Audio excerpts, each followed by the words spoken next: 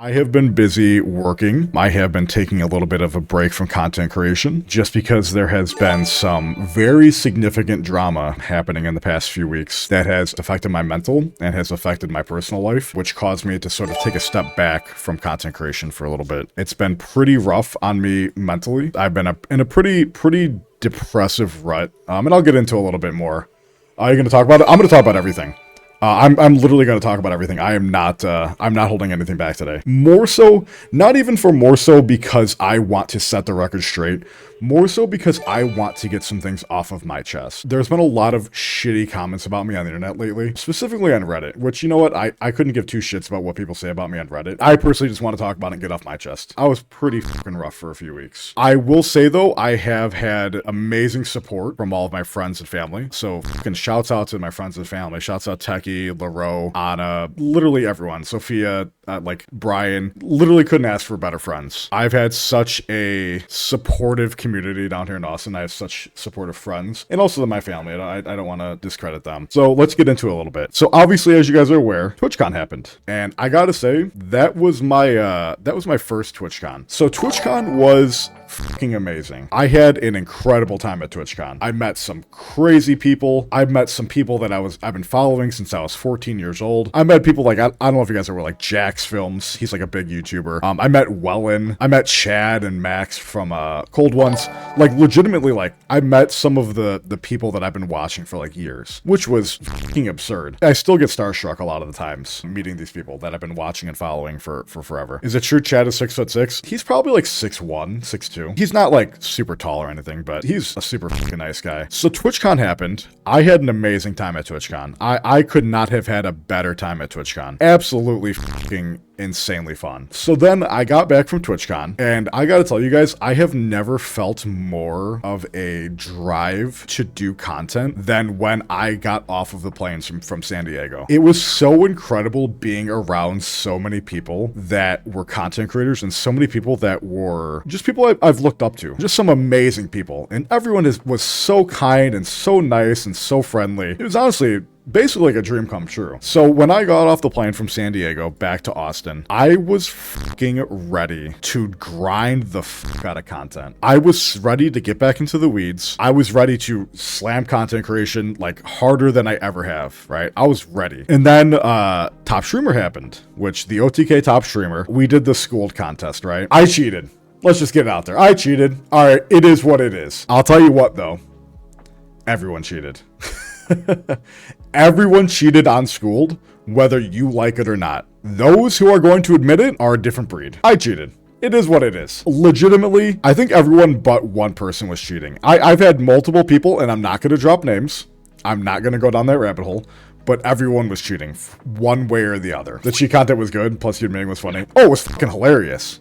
It was hilarious. And you know what the funny part is? People dragged me through the fucking mud on Reddit for that shit. The funniest part is, people don't realize that people have been cheating in Schooled for years. I don't know if you guys are aware of like the past history of Schooled, but legitimately everyone who has been on Schooled has cheated in one way or the other. One of the rules is literally cheat but don't get caught. Yeah, pretty much. So anyway, let's just get that out there. I admitted it. I cheated. It was fucking hilarious. As Asmund Gold says, ooh, I can't say his name anymore because I'm gonna get fucking canceled. As Asmund Gold says, ABC, always be cheating. And then the following week, I'm sure you guys didn't see me on Top Streamer. Yeah, I didn't say anything about that. The reason I didn't say anything about it is because I was told by OTK, one of the producers from OTK, the reason why I wouldn't be on the show would have been told on stream, right? It would have been, hey, you know, Chinya isn't on, you know, has been removed from the competition because he has a problem past, right? Which, you know, it is what it is. Techie said some pretty not safe for work things about me during the competition, which I'm not putting the blame on Techie. I'm not putting the blame on Techie at all. I just want to make that abundantly clear. And obviously, it being a sponsored show, the sponsors didn't like that. And it is what it is. I don't blame OTK for it. Legitimately, I have no bad blood with anyone over at OTK. I want to make that abundantly clear. Am I frustrated? Yes. Am I pissy? A little bit, but it is what it is. It's water under the bridge. The only thing that I'm really upset about was the fact that they told me they were going to announce my departure and didn't, right? That's one of the things that sort of rubbed me the wrong way. is that I was just gone without any word. Nobody brought it up. Nobody said anything.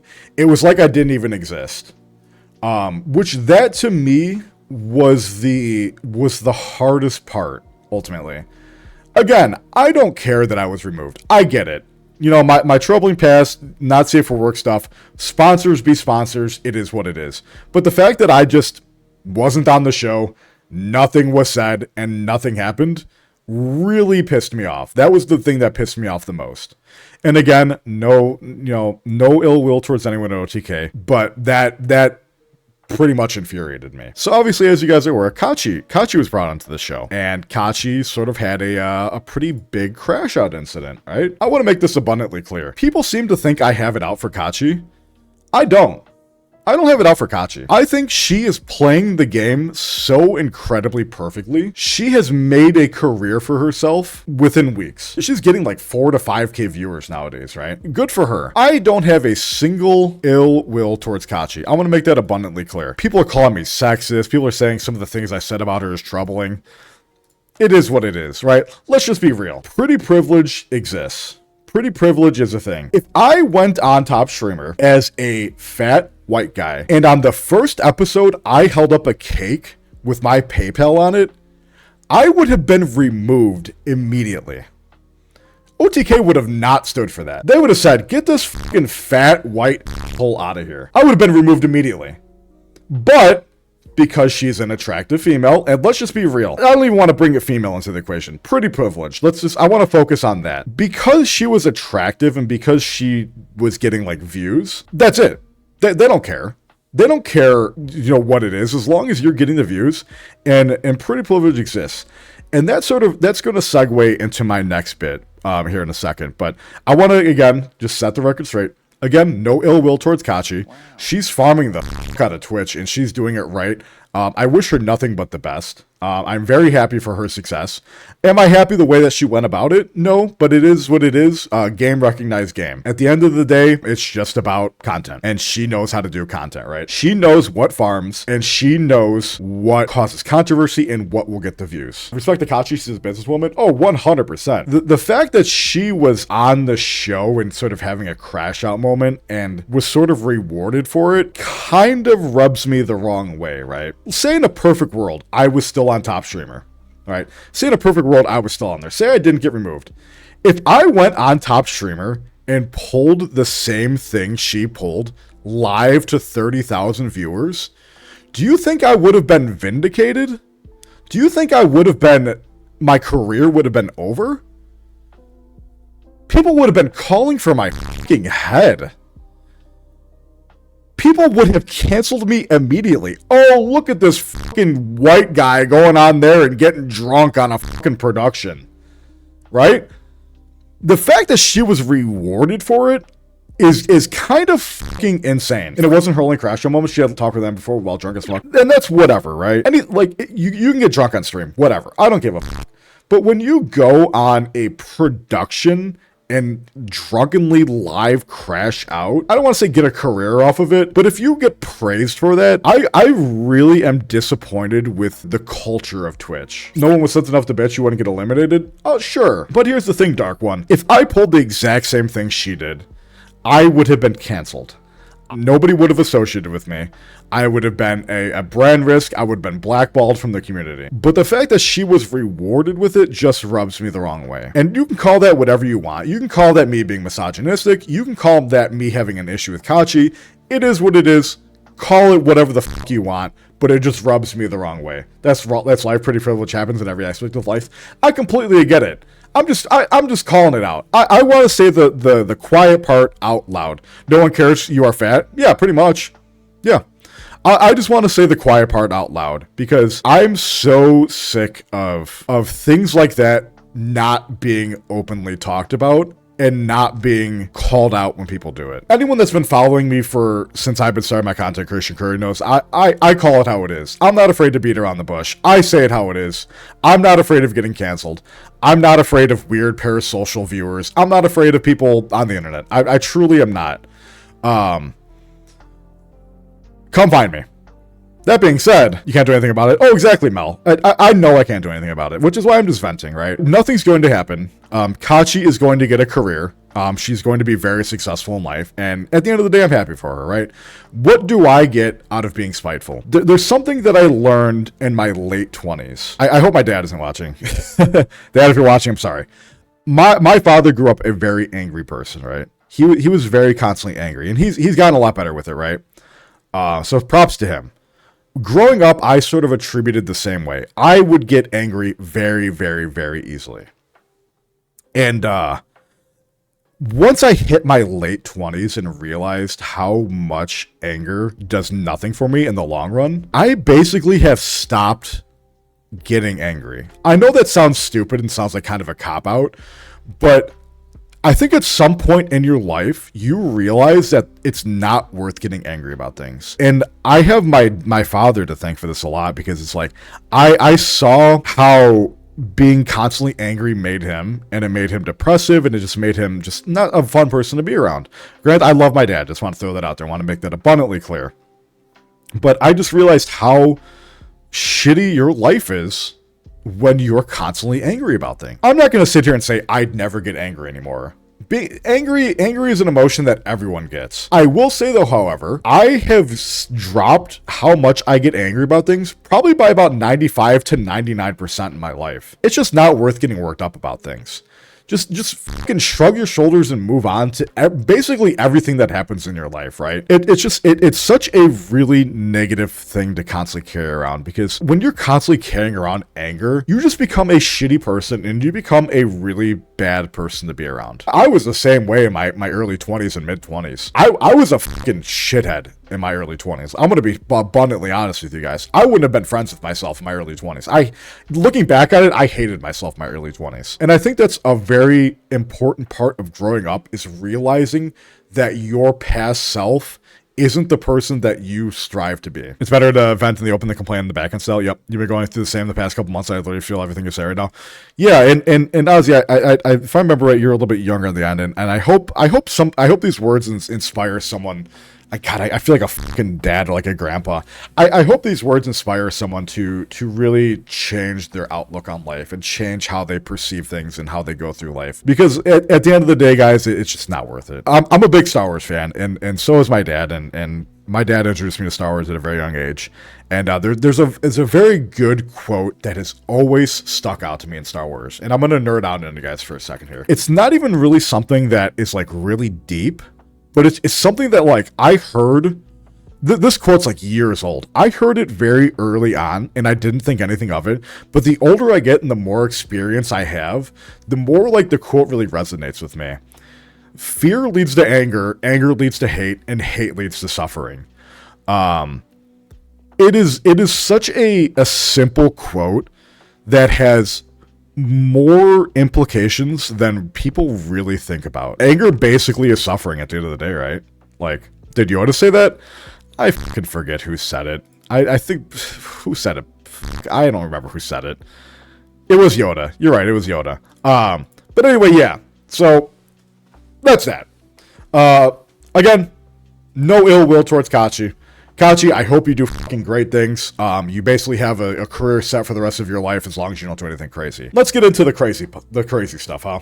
So, one of the real reasons I think I was removed from Top Streamer is because me, Tucky, and Mr. Poke did a drink or poll stream. I'm just theory crafting at this point, though. I'm theory crafting. I have no proof. I have never been told otherwise, but there has been some incidents that have led me to believe this as the truth. So we did a drinker poll or truth stream on Tucky's channel a couple days after TwitchCon. It was when Mr. Poke was in the house with me and Box. So we did drink or truth, and Tucky was asking some pretty farming questions. His questions to me were pretty gooner, right? He was asking me some pretty rough questions, and I got pretty drunk on that stream. I'll be completely honest. I think I had about 4 to 8 shots. I lose track. So my tongue was pretty loose. I had a pretty loose tongue. And one of the questions early on was, have you jerked off to any streamers that you have recently met? And I sat there and I laughed and I thought about it for a few minutes. I thought about, should I admit to who I did? And you know what? I didn't. And I drank. Because I didn't want to say it, because I felt like, admitting you jerked off to someone is a little weird, right? So I drank.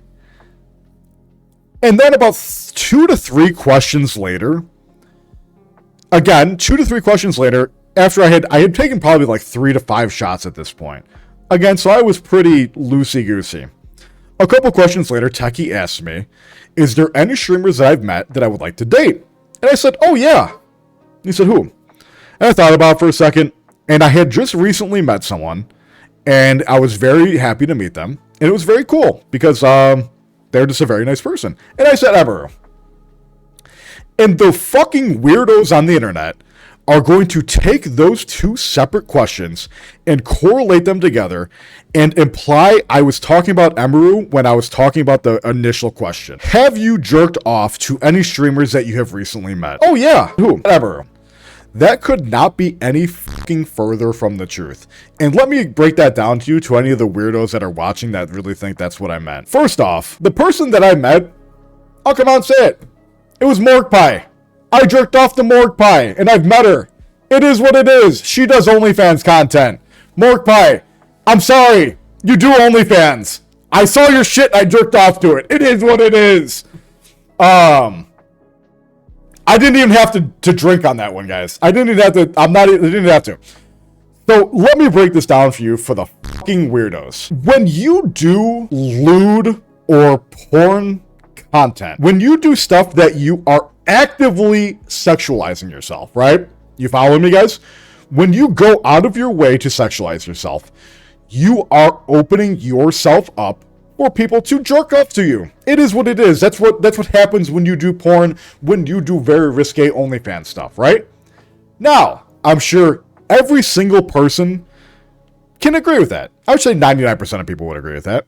Now, however, on the flip side of that, and let me make this abundantly clear, and I may piss some people off when I say this, when a person who does not go out of their way to do any sexual content, a person who is just living their life and cosplaying, taking funny, cute pictures, they are not opening themselves up to be objectified or sexualized, right?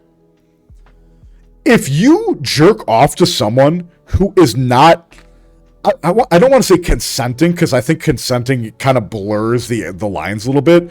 When you are jerking off to someone who is not actively wanting to be looked at in a sexual way, that is when you are a fucking weirdo, right? That is when you are a weirdo. Emeru has never opened herself up to that. She has never put herself into situations where she wanted to be sexualized or objectified. Let's just be real. She just likes taking cute pictures. She just likes cosplaying. If anyone would ever jerk off to someone who is not actively trying to be sexualized or trying to be seen in that manner, you're a fucking weirdo. Let's just be real. I'm sorry if that makes a couple of you guys uncomfortable, but it is what it is. You're a fucking weirdo. I've never done that to anyone who has never openly sexualized themselves. So I want to make that abundantly clear. Never done that to Emeru. Never will. She's not objecting herself to it. She doesn't want to be. It is what it is. Now, when I had a segue earlier talking about pretty privilege, this is what I was bringing up again, is that pretty privilege exists in every fucking aspect of life. If I was an attractive guy, if I wasn't a fat white guy and I made comments like that, nobody would have had a problem with it, or nobody would have taken that narrative and ran with it. Because I sort of fit the stereotype of like the weirdo on the internet, right? I'm a fat white guy with a beard, right? I kind of do fit the narrative, right? I fit the cliche of what like the weirdos on the internet are. I'm a fat white guy that likes anime. Most of us are creeps. I'll make that abundantly clear. I fit it pretty well. Oh, of course. And I'm not going to shy away from that. But here's the thing. And let me get down to it a little bit even further. Why are stereotypes and generalizations okay when it comes to things like this? Oh, it's a fat white guy who likes anime and video games. Oh, he's a pervert, he's a creep, he's a weirdo. But when we make generalizations towards race or sex or gender identity, it's a problem. Why is one of them okay and the other one is demonized? Can we talk about that? Can we talk about that for a minute? That is fucking absurd. That one is okay and one is not. Don't get it twisted. I'm not trying to sit here and support doing it for race, gender, sexual identity. I'm not trying to advocate for it. I'm just pointing out the differences between one being okay and one being demonized, right? None of them should be okay. We should be treating all of them as problems. And the fact that people on the internet and are celebrated for it is a fucking disgrace. It's just unfortunate. It's an unfortunate reality of the world. It may seem obvious to a lot of people, but it's not obvious to people who don't experience it, right? And don't get me wrong, I'm not trying to say I have it harder than people who are going through discrimination of race, sexual identity, or gender. I have it easy compared to them. Let's be real. I don't want to make it sound like I am sitting here and saying, oh, I have such a hard life because I'm a white guy.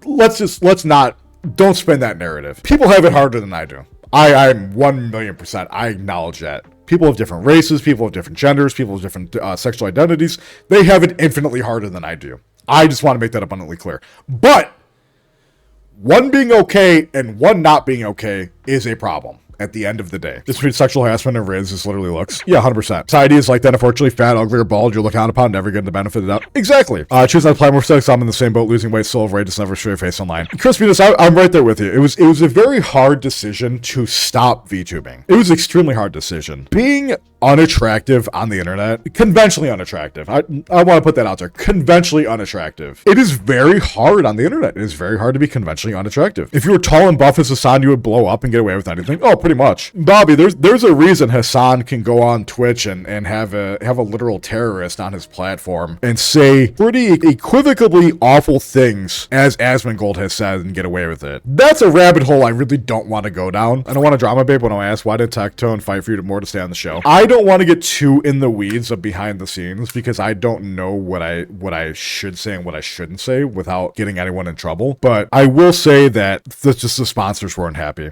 That's at the end of the day. It's all sponsors, guys.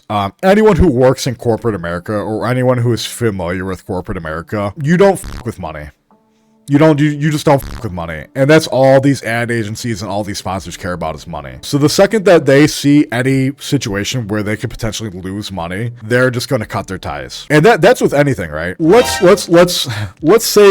talk about something even more uncomfortable. Do you guys think OTK as an organization, as a company, right? Let's think about it from a company point of view, not necessarily from the CEO's point of view, from the people that work within the company's point of view. Do you guys think OTK as a company really gives a fuck about what Asmongold said? The company OTK, not necessarily. You could argue that yes. The bottom line is, having him on OTK affects their bottom line, affects the amount of money that they bring in, because there's such negative PR surrounding Asmongold. They would rather cut their losses and get him off of the org or get him away from the org so they don't lose money. That's it at the end of the day. The company doesn't give a fuck about left-leaning, about right-leaning, about Palestine, about Hamas, about any of this bullshit. They care about their bottom line. They care about that dollar they can make. That's all they give a fuck about, right? That's it. Anyone who thinks otherwise, I'd love to hear people out, but with corporate America, that's all people fucking care about. Money makes the world go round. Money is fucking dangerous. It is what it is. And again, that's part of the reason why, that's the reason 99% of decisions are made. Let's keep it a buck, right? Most decisions are made because of financial impact. It's kind of sad though. Oh, it's extremely sad. Nothing's ever going to change, right? I hate to be that guy, and I hate to be, a doomer. Because it's a very doomer mentality to think that nothing is ever going to change, so why bother? But it really is, right? Tecton alluded to the fact that OTK doesn't do anything and more else is sponsored 100%. I have a lot to say about OTK. I've been following OTK since day one. I've been an Asmongold watcher since fucking started, like 2014, 2015. I've been following SFan. I don't want to say I knew SFan, but I played on private server WoW with SFan. I watched him back when he was on YouTube, back when he was getting fucking 5-6 viewers. So I've been following OTK for a long time. And OTK was created as an org to just be some friends hanging out and to do content together and just have fun. And OTK is such a different beast than what it was originally conspired to be. It is so corporate, it is so stiff, it is so like structured. And when I say structured, I don't mean well structured, because I think OTK structurally, I probably shouldn't even be talking on it because I don't have enough info, but from the outside looking in, they are structured horribly, and it feels like nobody knows what the fuck is going on over there. So yeah, we talked about pretty much all the things we needed to talk about. It's been a pretty fucked up month. When I came home from TwitchCon, I was so fucking excited to make content again, man. I was in top streamer. I was getting back on my feet because I had taken a pretty big break originally after moving down here. I hadn't made any videos in a while, hadn't did much streams. When I got back from TwitchCon, I was like, holy shit, meeting all of these creators was so cool. I want to be like them one day. I want people coming up to me and saying, Shindy, you inspired me to make videos, and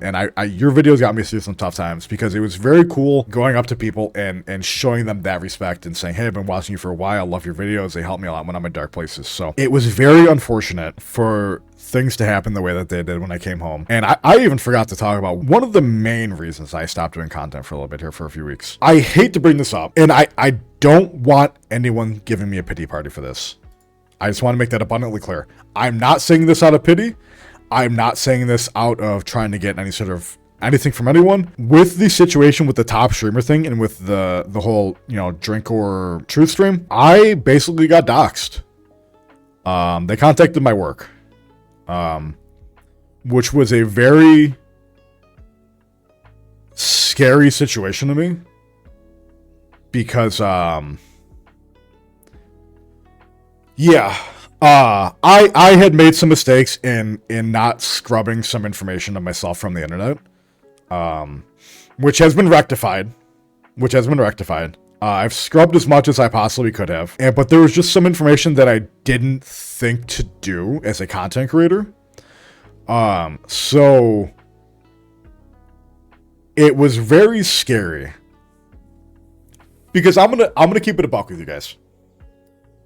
I'm not scared of someone coming up to me and trying to fuck with me. I carry a gun wherever I go, so if there's any schizzos out there that want to fuck with me or want to come and try to fuck with me, come to my place of work, come to my house, fuck with me when I'm out and about. I do carry a firearm. I carry a licensed firearm. I carry a Smith & Wesson M&P 9mm, and I am not afraid to blow you in Minecraft. So I just want to make that abundantly clear. I'm not afraid of people. I'm really worried about like my future and just sort of my comfortability of like living, right? And that's where like it really shook me to my core, is like when my professional job was potentially in danger because of weird online schizos. That's what really makes me uncomfortable. Again, I can deal with confrontation in person. I'll knock a motherfucker out if they come up to me. I'm the same way as Tectone is. I'll approach a motherfucker. Like, shouts out to Tectone for that fucking situation. I don't know if you guys are familiar with like that card shop situation, but I would have done the same fucking thing. I'm not afraid of that kind of shit. But when it comes to my livelihood is when that makes me nervous and makes me scared. Because I'm not big enough of a content creator to make a living off this yet. And I say yet, and I'm trying. But when it comes to my living, when it comes to can I afford my rent, can I afford to feed myself tomorrow, that's the scariest thing. Because I have zero control over that. I have zero control over what I can do to stop that. I can stop people fucking with me in real life. I can stop people coming up to me and fucking with me. But when it comes to that, situations out of my control, that's the scary part. And work is cool with it. Everything's okay. But it was a very like eye-opening situation. It really put everything into perspective. Can you press charges? It's impossible to find these fucking people, man. They go through so many VPNs and so many different fucking ways. How do they even find your work phone number? There was just some information that I had public on the internet. So when you're a working professional in basically any sort of industry, networking is basically the best way to find job situations. Damn LinkedIn. Cassandra, yeah. It was LinkedIn. My LinkedIn was public. And I never thought about it.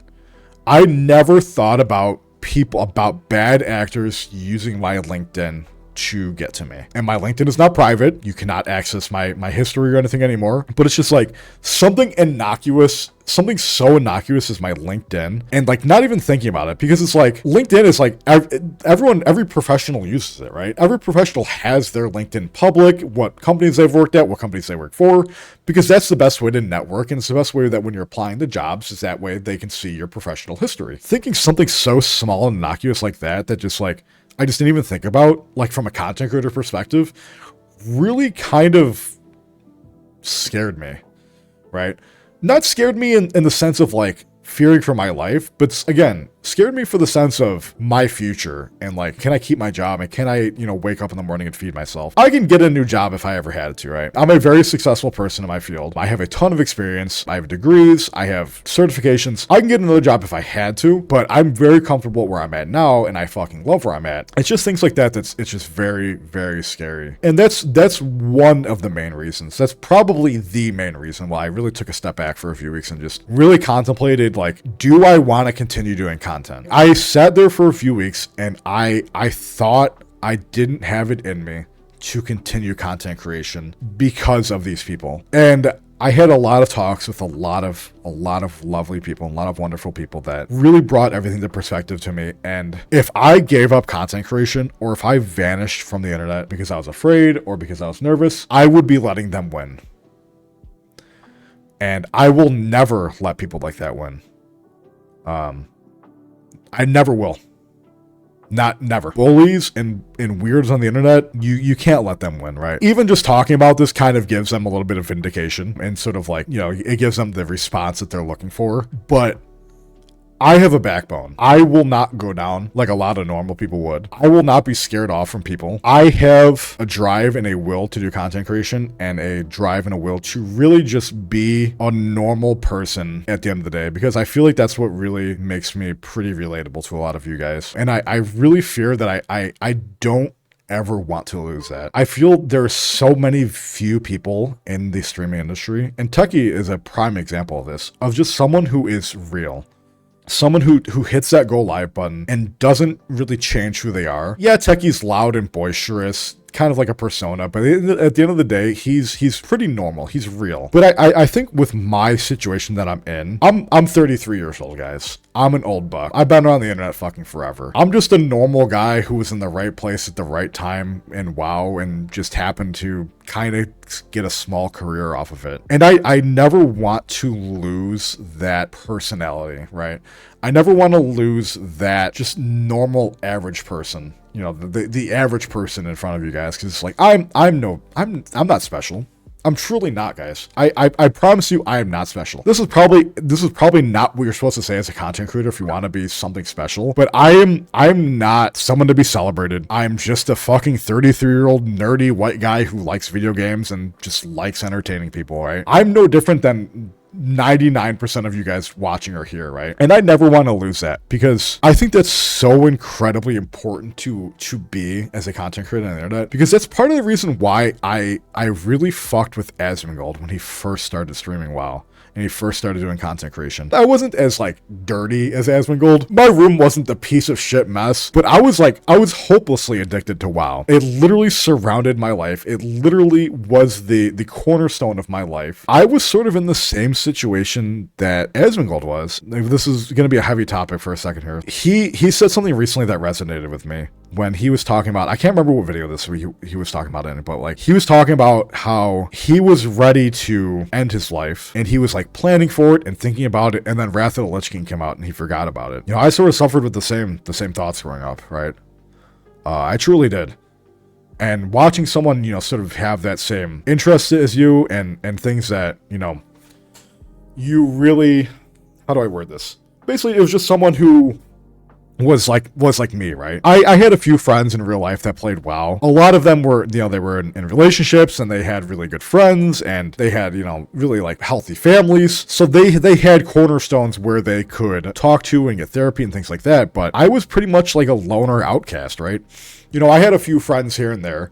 I had very few close friends, but I didn't really have anyone in my life that I could really like go to. And, and be that person to me. And that's where people on the internet, content creators, and like Asmongold and like Soda Poppin', and I have a feeling that's a lot of, like, I resonate with a lot of you, is that like watching people be successful and be happy and the hobbies that we enjoyed as well was very comforting, right? It was such a nice thing to like just watch other people be happy and enjoy the same things we do. Because let's be honest, like, and I'm sure a lot of you that grew up in the 2000s and the 2010s, is that like gaming culture was always so frowned upon. It was always so demonized. Gaming only became like mainstream within the last like 10 to 15 years. Growing up as a nerd, as an outcast, as a gamer was so incredibly hard, especially when you suffered from other like mental illnesses, or you suffered from being overweight or being depressed and things like that. So it was very hard growing up, which is why I think a lot of people really developed these like, and I'll be honest, I was kind of parasocial. I still think I'm kind of parasocial to Soda Poppin'. I've been following Soda Poppin' since fucking X-Fire, since Justin TV days. And I think that's part of the reason why a lot of us are so dedicated to the people that we watched growing up. Oh, that was hard to talk about. Oh man. All right, let's get the vibes back happy. But yeah, so I do have a new drive and a new will to do more content again, after sort of my reset that I've had. So expect to see a lot more of me again. I just need to fucking get back into the grind.